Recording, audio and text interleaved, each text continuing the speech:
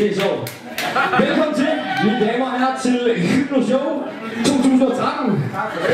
Det er et hyggeligt show, hvor mobning styrker fællesskabet af os andre. Nogle få vil blive taget herop og blive pænt grint af og lave alle mulige mærkelige ting.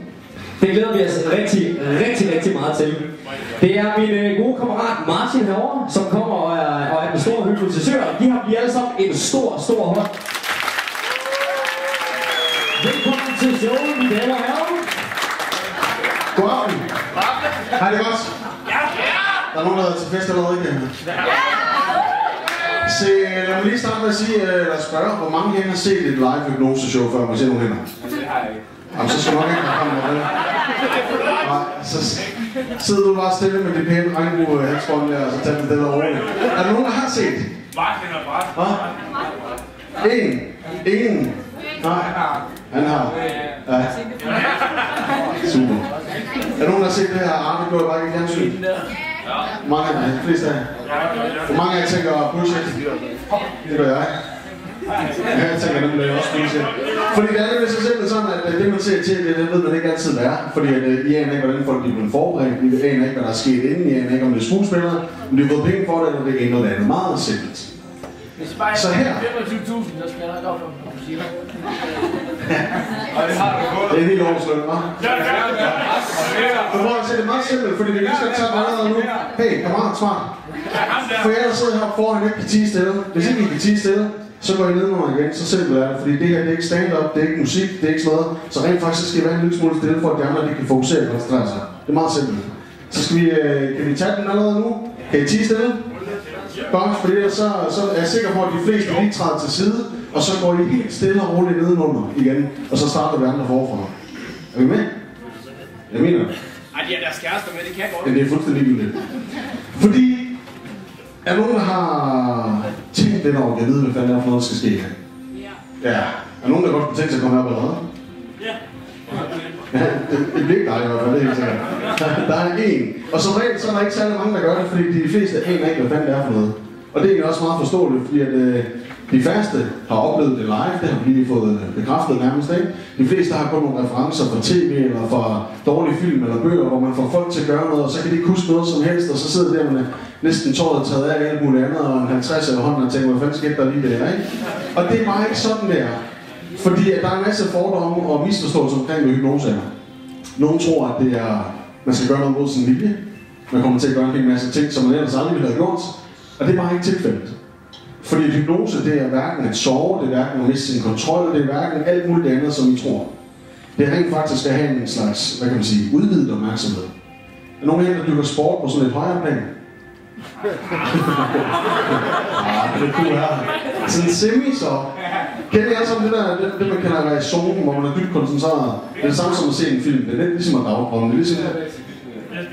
Ja, eller lidt ligesom at den tilstand, du er allerede nu, hvor man bare ikke forstår noget af de ting, der skal omkring en. Det er godt, det er. Er det samme som at sidde og køre i en bil, hvor man sætter sig ind i en bil og skal et sted hen, og så pludselig så er man det der sted, og kan I ikke huske, hvordan man kørte det hen, fordi man har ordnet alle mulige andre ting imens. Kan I godt det? Ja. Så har I været hypnose.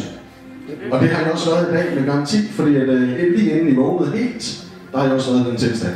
Og rent faktisk så er vores hjerne bygget til at gå ind og ud af den tilstand konstant. Så hver eneste gang I bare fokuserer lidt, så er I der allerede. Og så kan det nogle gange også være svært for folk at forstå, at jamen, der er sgu langt derfra, og så sidder jeg op og siger sådan en gylden, ikke? Og det er der også. Du kan sikkert gøre det helt uden, jeg har fingrene i dig, det er ikke. Men så tror jeg også, når vi når dertil, så tror jeg også, at vi har udvidet dine kompetencer til det maksimale, som du vil.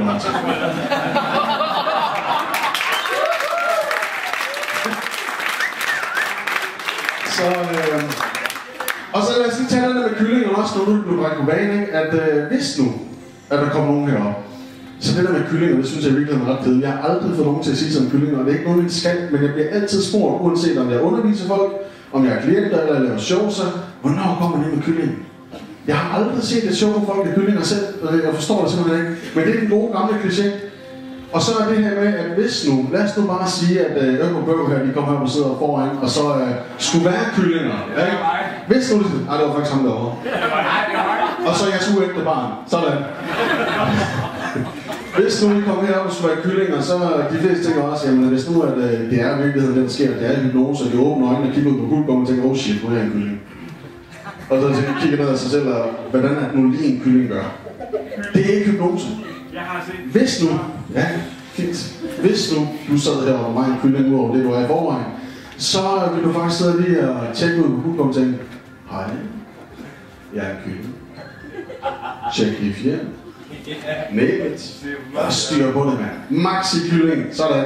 Det er den selvtillid, der er, når folk de rent faktisk er i hypnose. Det er den selvtillid, der kommer op, og det er, når de ved, det er sådan, så er det sådan. Så uanset når folk sidder og griner, klapper, eller hvad de nogle gange gør, så er folk pisse lige glade.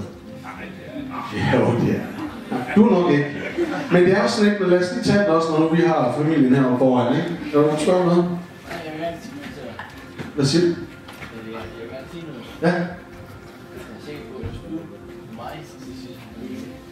Du kan knap nok sige kylling allerede, så det er nok fordi alkohol den er alt for stærk.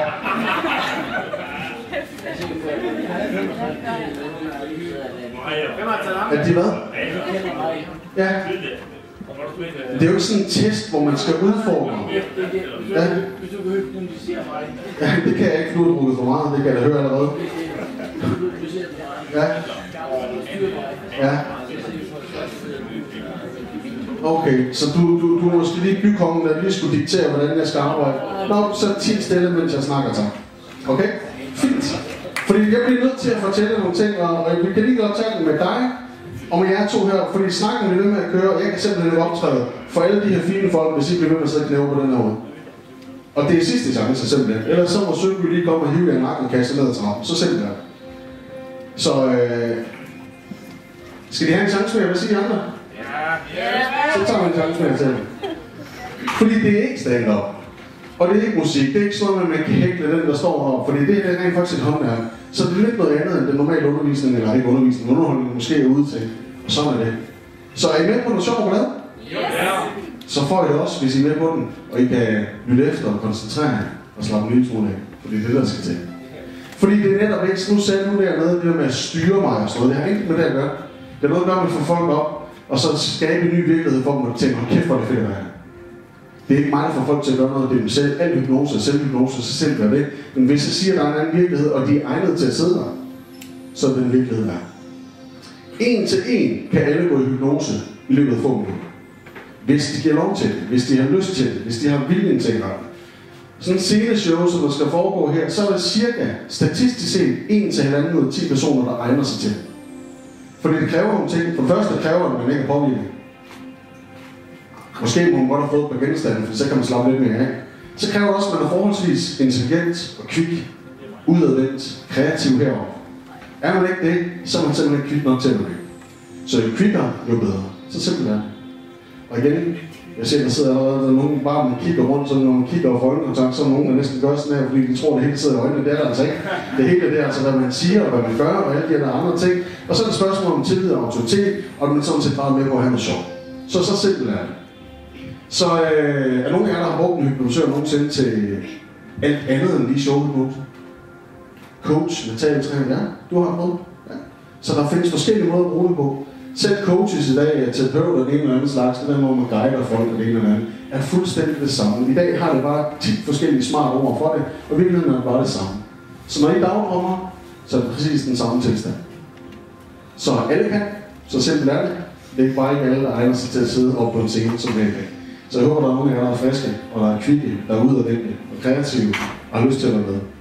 Og så er det også sådan, at det kunne være fint nok, hvis jeg bare lige pegede og sige, at jeg skal bruge dig, dig og dig, og så kom herop, og så blev det altså bare lige knaldet ned i gulvet, og så kunne man stå og snakke lidt til dem, og bang, så var der kyllinger på scenen, ikke? Men så ved jeg jo mig, om jeg har ramt det rigtige, og så vil jeg spilde jeres tid et eller andet sted, ikke?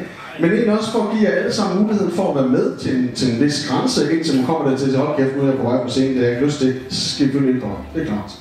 Men egentlig for at give jer alle sammen muligheden for at lege med, og starte med noget helt simpelt, og det er faktisk at lære at bruge sin fantasi, og finde ud af, hvor nemt det er at bruge de her ting. Så tester jeg alle. Lige på nær dem, der har fået lige lidt for meget drik. Dem er der på stykker. Men alle jer andre, I får lov at lige blive tjekket af, og prøve nogle ting, noget helt simpelt noget, hvor I skal forestille jer noget. Fordi det er egentlig ret simpelt, men sammen forestiller sig noget. Hvis nu man siger, at nu må du ikke tænke på en elefant, så har de fleste et billede, en idé, en tanke, et ord inde i hovedet, eller bare gentager ordet elefant. Så sådan fungerer hypnose sådan set også. Det man ikke må, det er som regel det man gør. Og det er også sådan, hjernen den fungerer. 80% af vores tanker er pessimistiske. Det er derfor, at folk de går og har lidt småknoppen i gang imellem og tænker, det var der sagde, alt det lort, det sker også altid for mig. Og så når man begynder med at gentage det, så sker det for en. Og så er det ens handlinger kommer også og faktisk reagerer på det, ikke? Tænk så, hvis man gik rundt og var lidt positiv, uden at være alt for latterglad, så ville det faktisk være okay. Så ville man have lidt bedre af det. Det var lidt sjovere måske. Så husk at bruge det også i hvert fald. Kan man få adgang til alt, man har oplevet gennem hele sit liv, tror jeg? Det kan man i hvert fald. Det er nemlig rigtigt. Bare ikke, når det er bevidstheden, der forsøger at finde det. Fordi bevidstheden, den er ligesom et gammelt snit VHS-bånd, hvor der er melodier omkring fra 87 på. Og man ser det hundredvis af gange. Det kan lyde, det kan lage og alle dem her, ikke? Men underbevidstheden, den har den samme kapacitet som ca. 300 Blu-ray-afspillere, der kører samtidig. Så meget data kan den tage i øjeblikket, hver eneste nu, der lige er. Så det er en rimelig markant forskel. Så derfor, bevidsthed, de er dumme. Underbevidstheder, de kan de mest geniale ting. Hver eneste gang I tænker, ej, der skete det lige for mig igen, jeg kan ikke noget, jeg bliver stresset, så det er jeres bevidsthed. Piger, kan I multitaske? Nej, det kan I ikke. Det kan I ikke. Jeg ved godt, det hedder, det kan man, men det kan I rent faktisk ikke. I kan bare i løbet af meget kort tid enten ændre jeres mening eller flytte jeres opmærksomhed hen på noget andet. Ja, lige præcis. Til gengæld, så kan man sige, drengene, kan de fokusere? Ja, jeg har set dem til fodbold. De er helt væk. Ikke? Og det er den samme mekanisme, I bruger, I vil bare gerne videre, det vil bare gerne stå stille. Så simpelt er det. Så men egentlig får lidt bevist det her med, om vores bevidsthed, den er, hvor kyk den er eller varme, så skal vi nemlig lige lidt tænkt. Så kan I alle sammen bruge det samme? Kan I godt det? Kan I alle sammen strække dem ud, uden at lige at give en knytter til den, der sidder foran? Så nogenlunde, så vil lige dreje ud, så sådan nogenlunde rammer ingenting, andet end bare luft. Så lægger jeg nemlig mikrofonen, så skal I lige være alle sammen med til et lille trick her også. Jeg står deroppe, og kæft, har du hue på, og så sådan en parkerjakke. Hold da kæft! Det er da vildt nok. Jeg vil lige komme hjem fra Thule. Jamen, der er sgu ikke så på en hue og parker. Ej, det er vildt nok. Ja. Nu lægger jeg lige mikrofonen. Kan I høre, hvad jeg siger? Ja, super. Hænderne frem sådan her. Så er tommeltotteren opad. Så tager I højre hånd. Det er den her over, det er den spejlvind, der er ude ved jer. Så gør I tommeltotteren nedad. Så tager I venstre hånd. Tommeltotteren nedad. Så tager I højre hånd hen over venstre. Meget simpelt. Kig godt efter. Fletter fingrene. Bøjer armene en lille smule. Vrikker med tommeltotteren. Så kunne man gerne kigge ned igennem det lille hul, man lavede og tænke, hej, tommeltotteren. Så bevæger de sig. Det er ret syret, ikke? Og det er dine tommeltotter, ikke mine. Ja, I præcis. Det ved jeg. Stræk armen ud så langt de kan, selvom det er lidt svært, når man gør det på den måde, så gør jeg sådan 1, 2, 3. Der går der noget mærkeligt. Giv jer op, eller hvad? Spar jeg den til. Alright, se, og der er stadigvæk nogen, der sidder og forsøger, du kan ikke. Det kan ikke lade sig gøre, ikke? Så sige det med det samme. Men mindre du river, så hårdt armen, nu ryger af, og man lige på igen, ikke? Se, så simpelt er det, og det er sådan, vores bevidsthed arbejder i hverdagen. Vi ser noget, vi vil rigtig gerne kopiere, men vi gør alt, hvad vi kan. Og hvis ikke det lykkes, så finder vores hoved på, vores bevidsthed på, at der skete lige noget. Nogen vil have en idé om, at man selv så armene snu sig ud, fordi man så lige, det skete. I kunne mærke, at jeres krop, den vidste godt, det ikke lade sig gøre. Men sammen med det ved en lille smule, der er noget galt. Så jeres krop er nærmest kvikker en bevidsthed, for den kunne godt mærke det. Men så opstår der en ny virkelighed herinde. Det er fantasien, der finder på, der er nok en forklaring. Det skete jo bare, eller også så er han en elastik menneske eller noget andet. Nej, jeg tror bare røven på det meget simpelt. Så I er med, I sidder og følger tingene trin for trin, og gør alt, hvad I kan for at følge med. Det er det bevidstheden kan, men gør i hvert fald et godt forsøg på det. Og så flytter du lige fokus væk et andet sted hernede, så flytter jeg mine arme meget simpelt og strækker dem ud. Basta. Nogle af jer havde opdaget det, så var det helt det der overhovedet ikke andet, der foregik lige der. Så simpelt er det at forstyrre vores opmærksomhed. Så tænk lige på det næste gang, I er nede i Netto og køber 4 dunke Vanish, eller hvad det ellers er, og man skulle bare have en Mars, ikke? Nej, aldrig i Netto. Men I kender det godt, man skal noget, så kommer man hjem med noget andet, eller skal ud og se noget, og ser pludselig også noget tredje eller fjerde, ikke? Og det er simpelthen sådan, det fungerer. Så det var det lille bevis på vores bevidstheder. Ikke særlig kvik. Det er dem, der gør alle vores vaner og holder styr på det, og vi trækker vejret også indimellem, når vi glemmer, at Gud skulle vi også lige til at trække vejret, og så når vi skal til at trække vejret bevidst, så er det pludselig meget svært. Det er sådan, det fungerer. Så er I med indtil videre? Ja, I får lidt information her, fordi det handler om, det er omkring hypnose. Er nogen, der har nogle spørgsmål omkring hypnose, inden vi sådan går lidt videre, inden vi går til den næste test, hvor I skal bruge lidt fantasi med det her? Ja. Det er noget af det mest simple. Faktisk. Tilbage til det her med bevidsthed og underbevidsthed. Bevidstheden gør, at det, man tror, der er sket, er meget kompliceret, ellers hvor man ikke havnet i den der situation. Men i virkeligheden er tingene meget, meget, meget mere simple. Og så kan man gå tilbage og besøge det, der er opstået, blablabla. En hel masse andet teknisk, ja, men det kan man godt. Ja. Andre der har spørgsmål? Det er Hvad med vaner, som er blevet negle? Sjovt nok, det der med at bide negle er faktisk noget af det sværeste. Og det er ikke engang sjovt, at man skulle tænke, det var noget af det nemmeste, for man bare sige, bare lad være. Ikke også? Men der ligger så mange ting inde i det her, der har med følelser, der gør med vaner, behov og selvtillid og det ene eller andet, og det kan være en mix af 14 forskellige ting. Så det er faktisk lidt mere kompliceret. Hvis det bare var at stoppe med at ryge, eller give slip på et traume, eller et gammelt overgreb, eller alt andet, så er det faktisk meget nemmere med de ting. Kan du få det at stoppe med at drikke? Der er nogen, man ikke kan nå. Uanset hvor meget man kører. Og jeg vil skyde på, at du virkelig heller ikke har lyst. Der er en gylden regel, fordi hypnose kan jo sådan set alt, og det er bare et spørgsmål om at vise folk, at de har den vilje, de ikke tror, de har. Det er jo ikke fordi, jeg gør det, det er ikke fordi, jeg trykker på den hemmelige knap. Du kan altså syde nok, hvis der var sådan en, ikke? Så kan man bare gå rundt og trykke på folks knapper. Men hvis man ikke vil, der er også ryger, der siger, at du ikke får mig til at stoppe med at ryge. Hvorfor vil du stoppe med at ryge? Det er fordi, de siger, at kæresten ikke må mere. Så kan jeg hjælpe. Fordi hvis ikke man vil, så ikke. Ja. Så, det er ikke alle, der er helt opmærksom. Må du gerne? Okay, så skal det bare gøre det, hvis du gerne vil. Hvad siger du? Og vi kan ikke snakke, det kan du tro, jeg kan. Men jeg er nødt til at forklare folk noget, ikke? Det er lidt svært, når man bliver forstyrret ind i det. Ja. Så er der andre mange spørgsmål? Jeg kan ikke se det ud. Er det? Det var det ikke. Så ved I alt om hypnose, ikke? Hvad er det? Er hypnose at sove? Nej. Udvidet opmærksomhed. Meget mere knald på. Og det der med, at folk tror, man glemmer noget også undervejs. Det eneste, der sker i virkeligheden, det er fuldstændig ligesom, når I sidder og er fokuseret på nogle ting, hopper ind i en film, og nærmest føler I med i den på den ene eller på den anden måde, jamen så opstår det, der hedder en lille forskydning eller forringning af tid. Man tror, der er gået en time, så er der gået 2. Eller måske endda et kvarter, så er der gået en hel time. Den der forskydning sker nogle gange, kommer også til at ske noget med hypnose. Så simpelt er det. Og som udgangspunkt, så kan man huske næsten alt. Det er igen tilbage til, ligesom at se en film. Nogle gange kan man huske alle dialoger nærmest i filmen. Andre gange så kan man bare huske lidt om, hvad den handler om, men var helt væk i den alligevel. Og det er præcis den samme oplevelse, der kommer til at ske. Så simpelt. Hvad så tænker I, kan vide, om der er nogen, der er lidt vågne? Der har været 2. I har aldrig været vågne. Måske, jeg ved det ikke. Selvfølgelig gør vi det. Hvis nu vi går tilbage til kyllingen igen, der sidder nogen her, hvor der er fuldt fokuseret på, at de bare er kyllinger. Hvis jeg faldt død om på gulvet, så er det måske været lige på stykker her, der klappede, ikke? Og så er der andre, der tænker, shit, hvad sker der nu? Jamen, så vil de vække sig selv. Fordi al hypnose, selvhypnose, det er ikke et spørgsmål om, at jeg tager den derhen. Det er et spørgsmål om, at jeg holder på hånden, dig der viser vejen, og det selv tager sig det. Og det er sådan, når man er i den her tilstand, så den allermest vilde alarmsystem, der findes, det er underbevidstheden. Den ved alt, hvad der foregår. Tilbage til det her med at køre bil ude på motorvejen, ikke? Og man egentlig ikke er til stede og alligevel er der. Den ser alt, hvad der sker 3 km foran på motorvejen. Det er også den, der vækker bevidstheden og siger, nu er der noget galt. Der tænker bevidstheden, du skulle godt det lige vågne, fordi der var hvis ikke andre, der har gjort det, så har jeg aldrig nogensinde opdaget, hvad der sker lige foran. Og det er sådan, de der 2 ting, de fungerer i forhold til. Så nu skal vi til at lege. Nu skal vi til at bruge vores fantasi. Er I med på det?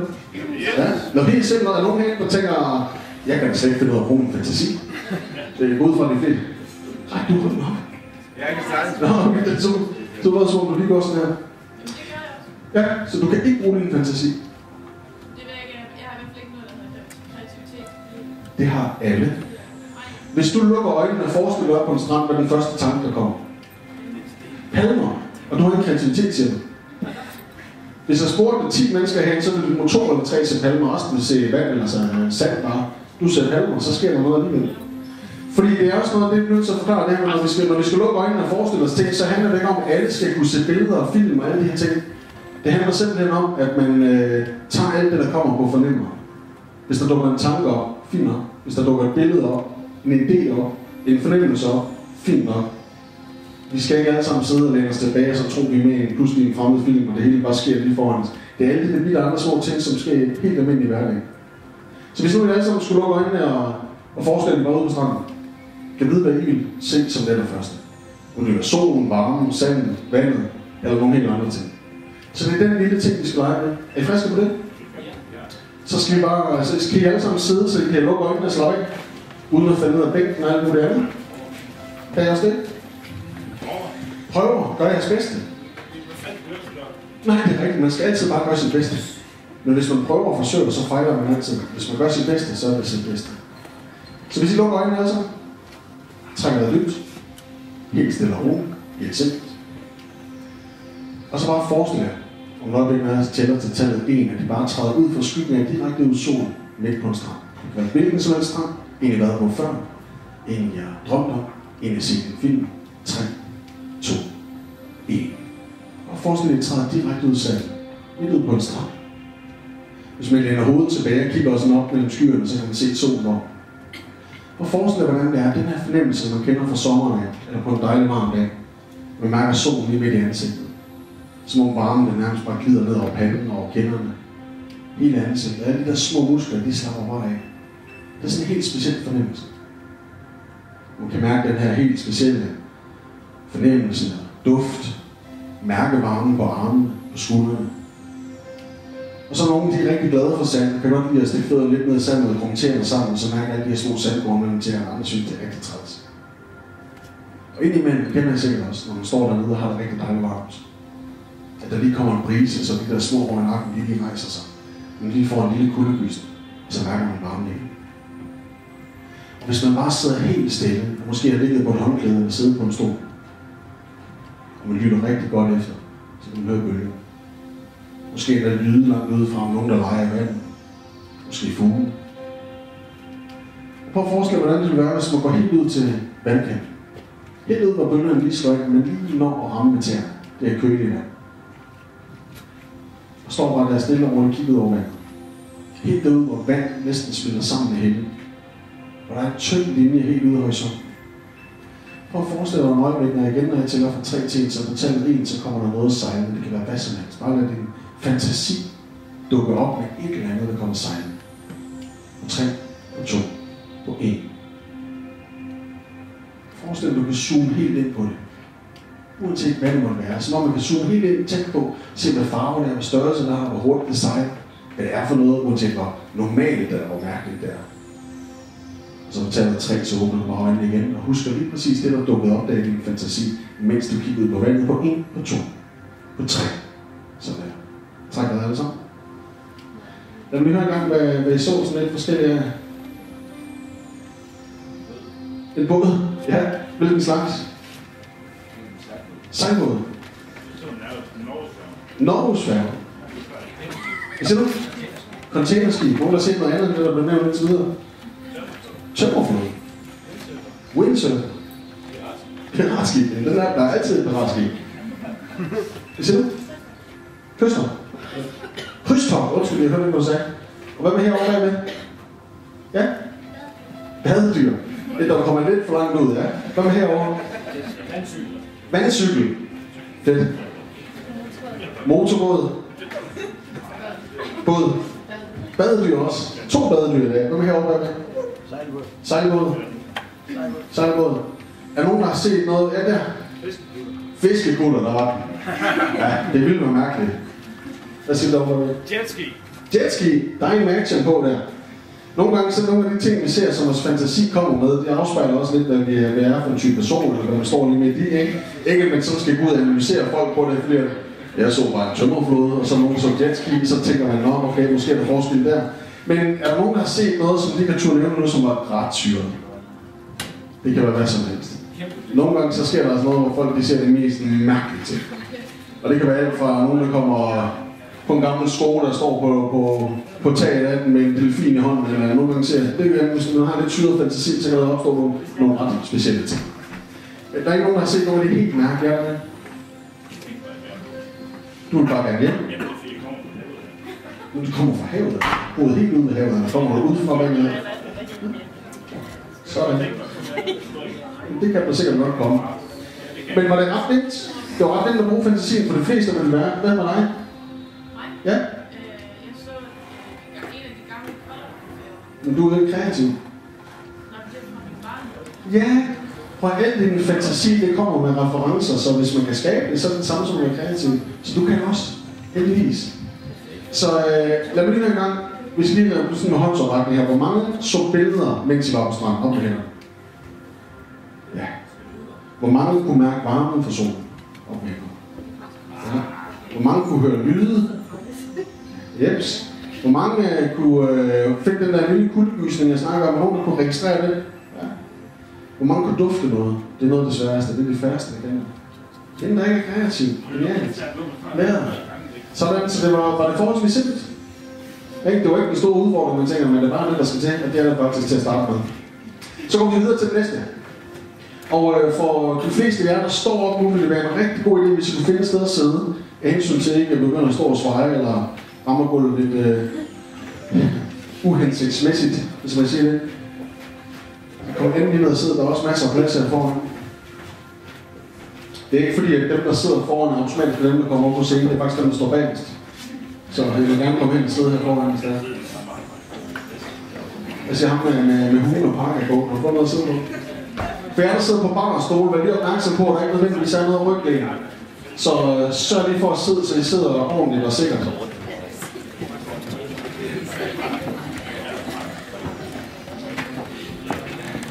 Der er sgu en, der er fint med tøj. God stil.